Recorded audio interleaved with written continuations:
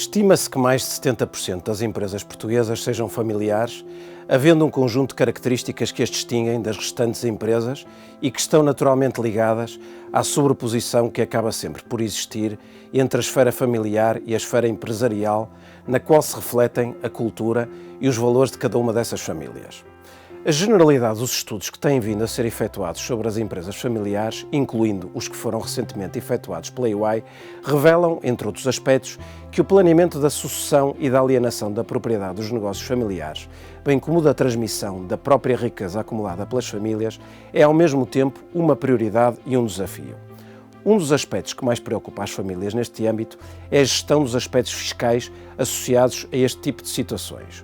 Por esse motivo, uma organização e planeamento atempado da detenção do património familiar é crucial para minimizar o impacto fiscal da respectiva transmissão dentro ou para fora da esfera familiar. Aliás, este tipo de operações, em muitos casos, determina consequências fiscais não só para as famílias, mas também para o próprio negócio familiar e que têm que ser acauteladas. A opção pela constituição de uma holding familiar única ou de uma holding por cada ramo familiar nas famílias de grande dimensão tem claras vantagens do ponto de vista de gestão do património familiar, permitindo, por exemplo, que potenciais parcerias com terceiros sejam feitas ao nível das sociedades operacionais e não ao nível das sociedades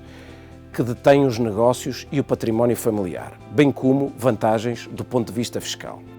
Uma vantagem evidente é o facto de a venda de participações sociais, efetuada diretamente pelos membros da família, ser tributada em IRS, exceto se tiverem sido adquiridas antes de 89, enquanto que a venda de participações sociais por parte do holding familiar ser, na maior parte dos casos, isenta de IRC.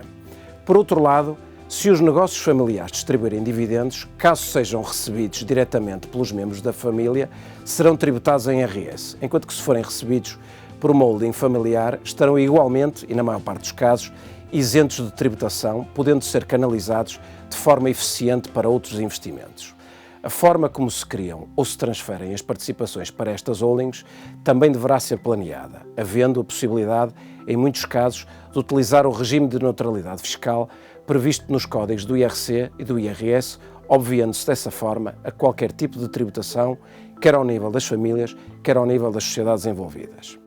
A decisão sobre a forma de gestão e de detenção da riqueza e dos restantes ativos familiares, como por exemplo negócios que sejam não-core,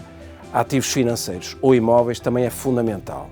A criação ou utilização de family offices, no caso das famílias com maior património ou com necessidades acrescidas de uma gestão profissionalizada, bem como a concentração desses ativos numa ou várias sociedades, tendo em atenção, por exemplo, a tributação da detenção de eventual património familiar detido por essas famílias, são aspectos que também devem ser devidamente ponderados. Por último, é importante referir os impactos fiscais da transferência de património por sucessão. Em Portugal, não existe, por enquanto, tributação das heranças nem das doações a favor de cônjuges, unido de facto, descendentes e ascendentes, isto com exceção da doação de imóveis. Talvez exatamente por isso, em muitos casos poderá ser equacionada a doação em vida de participações sociais ou de outro património familiar, uma vez que não é tributada, isto com exceção da doação de imóveis, no sentido de antecipar a passagem de testemunho para as gerações futuras.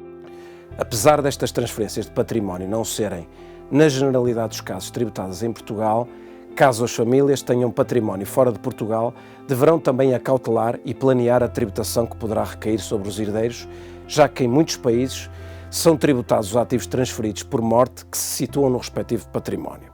Em conclusão, as famílias empresárias têm desafios e oportunidades que deverão ser considerados no processo de sucessão e de transmissão do respectivo património, no sentido de assegurar a sustentabilidade e manutenção na esfera familiar de empresas e património que dão um contributo fundamental para a economia portuguesa e para as gerações vindouras.